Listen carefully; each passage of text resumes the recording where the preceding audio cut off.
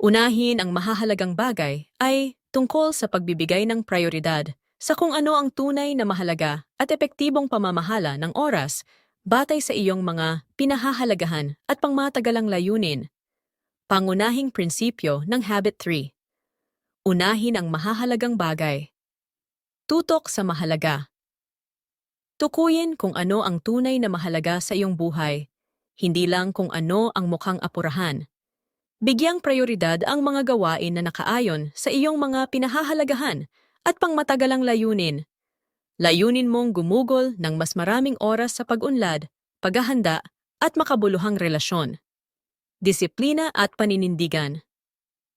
Ang tagumpay ay nagmumula sa paggawa ng mahahalagang bagay kahit mahirap ito. Mahalaga ang pagsasabi ng hindi sa mga abala at hindi gaanong mahalagang bagay.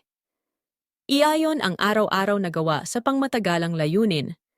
Kung ang layunin mo ay espiritual na paglago, maglaan ng oras para sa panalangin at pag-aaral ng Biblia.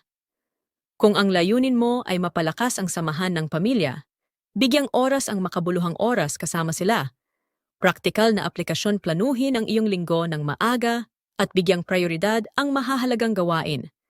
Iwasang laging tumugon sa mga apurahan ngunit hindi mahalagang bagay.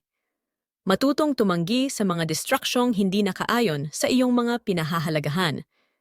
Sa madaling salita, ang habit na ito ay tungkol sa matalinong pamamahala ng oras upang mabigyan ng tamang pansin ang pinakamahahalagang bagay sa iyong buhay.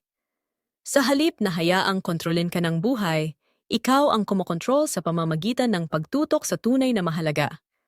Like and share para malaman ng iba.